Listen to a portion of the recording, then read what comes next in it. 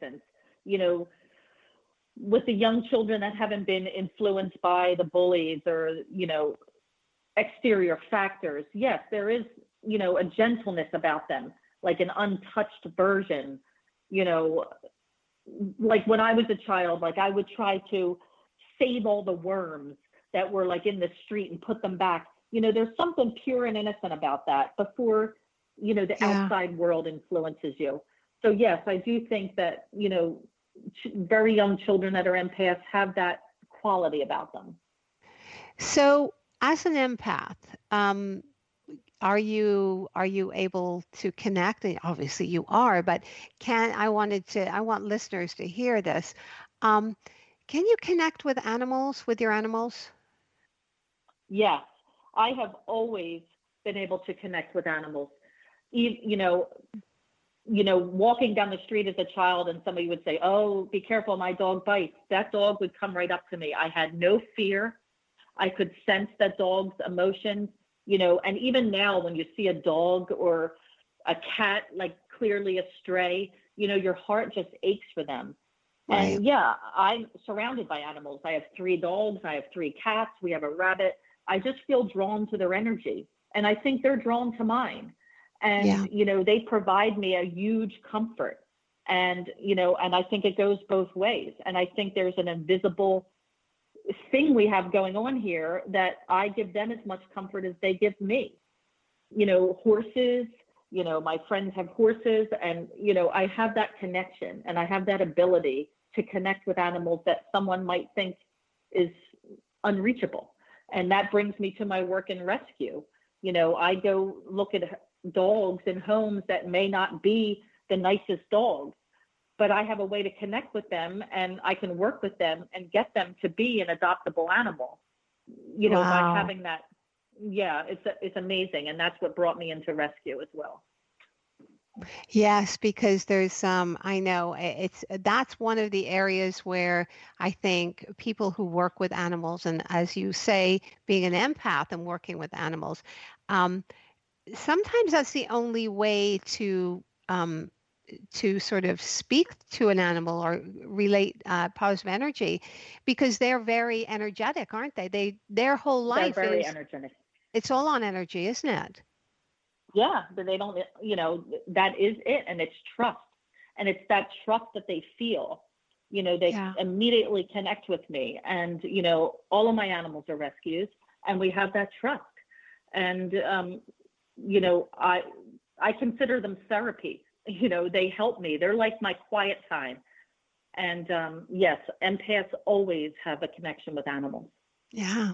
Um, if someone thinks they might be an empath, what advice would you give them?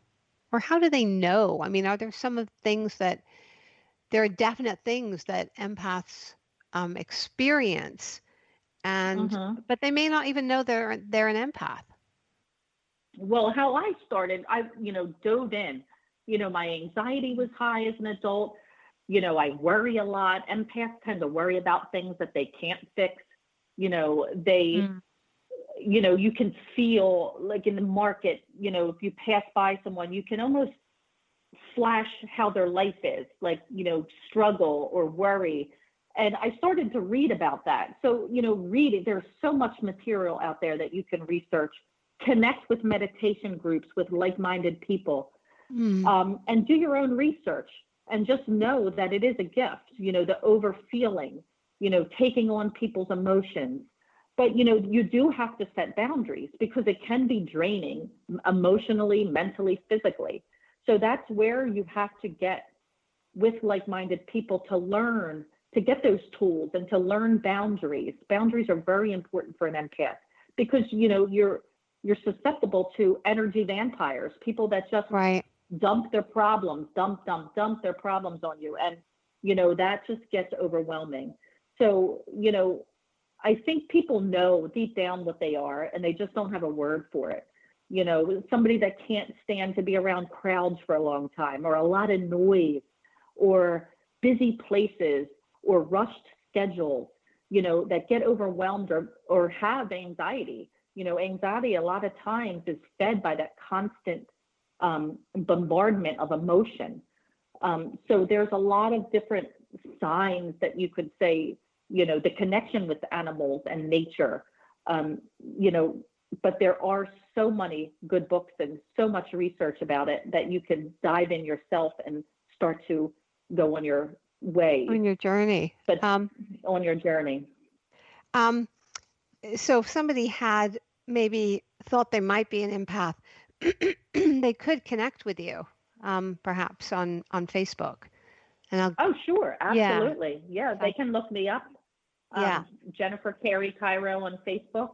And I yeah. do have a Facebook page as well. But yeah, I would be happy to help anybody that has any kind of questions or Yeah. issues or problems with it, because it is, it's hard to process sometimes. And, it's hard for your family members to understand that people get insulted when you want to go off into a room by yourself and don't want to watch a movie, Right. like your family can get insulted. It's not them, it's me. It's not you, it's me. It really is me. I need that time. Yeah. I need that half hour so that I can be a productive member of this family, so that I can give you what you need. I need that time. It's not that I just want that time. I need that time. And now you can think about it. You think that there's always one person somewhere in the family who is sort of like that. And they're always, Yes. And they're the ones, oh, don't bother asking them. They're not going to come, or no, Mm-hmm. they're just going to go off and be by themselves. So, and then people say to them, why don't you ever join us? Why don't you ever come out with Mm-hmm. us? And Yeah, hey, they exactly. might be an empath. So, Right. that, right? Um, Yeah. so, Jen, how do you take care of yourself on a daily basis? Because you have a big gift, and I really mean that. It's a big gift. Um, Thank you. on a daily basis, how do you take care of yourself? Well, my quiet time is priority. Every night between 7 and 8 o'clock, I go up in my room and I sit in silence. I may read, I may meditate, I may sit amongst my crystals, but I take that time. And, I used to feel guilty and not do that. And then I would spiral out of control with the anxiety and the moodiness, but I take that. That's the most important time. Spending time in nature. I go on walks. I take the dogs for a walk. I love the beach and I get there anytime I can.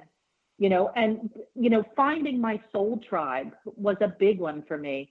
I have a group that, we support each other. We laugh together. We cry together, and being able to talk to people that have the same gifts as you is just amazing, because you don't feel alone. So, I think, that all of that together has really helped me be functional and be able to share my gifts and be healthy myself, setting those boundaries, learning to say no and not feeling guilty about it. Like you said, I can't go out and sit at a bar and listen to a band because it makes my head spin, Right. and Yeah. learning that it's okay. It's okay to put yourself first. So, all of those things together, have helped me be who I am today and able to share and teach and work and love and embrace my gift. Yeah. It's really quite I mean, now you think of where you are now. Are you much more confident? You sound very confident. Much more confident and at peace with yourself. Yes, very much so. Yeah, Yeah. and my only regret is that I didn't delve into this earlier, in my life. But Mm. things happen for a reason, and I was put on this journey, and I'm going to go as far as it takes me. And you're So, there now. Yeah. thank you. Yes, thank you. I have one quick question to ask you because we're kind of running out of time. But um, what's the one quartz crystal that you put in your pocket every day and take around with you? Or is there one? I love smoky quartz. Okay. I love my smoky quartz, and I love my candle quartz. Smoky quartz is it's like my security blanket. Okay. It's almost like my shield of confidence. So I always have smoky quartz with me. That's so wonderful. Yes. I use a lot of crystals in my Reiki work, and I do Yeah. love my crystals. I have crystals for everything in my car and at work, but one of my favorite carry crystals is my smoky quartz. Oh, Jen, thank you for being on the show today. What a treat. What a Thank you. wealth of information. And we're so pleased to have had you here. And if you'd like more information about Jen Carey Cairo, and her chapter in the newly released book, The Path of Awakening, A Healing Journey, you can visit Amazon.com to order your copy. You can also visit Jen on Facebook at Jen, Jen, .c.cairo, Jen C. Cairo. Many thanks again for being here on Yin Yoga Lifestyle, Jen. And thanks for having me. It was so much fun. Thank you so much. You're so welcome, my sweet. And please don't forget to check us out at yinyogalifestyle.com for free yin yoga videos where you can sign up for online yin yoga classes with yours truly and get your first class for free. Just drop me an email at yinyogalifestyle@gmail.com and we can get you started on your daily yin yoga practice. It's that easy. Thank you for joining Yin Yoga Lifestyle, adding enlightenment, calm, balance, and creativity to your everyday life. I am your host, Colette Darville.